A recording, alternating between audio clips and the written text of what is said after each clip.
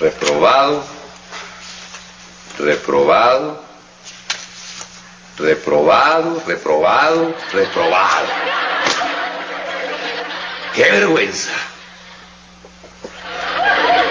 ¡Qué vergüenza, Dios! Todos reprobados, todos reprobados. Pues por culpa suya. ¿Cómo dices?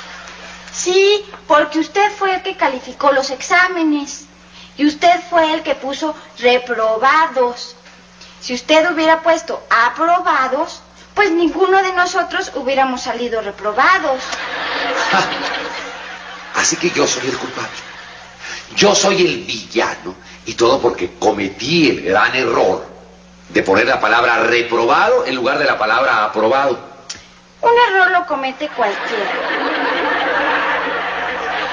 O sea que tú tienes la conciencia tranquila. Sí, profesor. Perdóname, Pati. Lo perdono, profesor, pero no lo vuelva a hacer, ¿eh?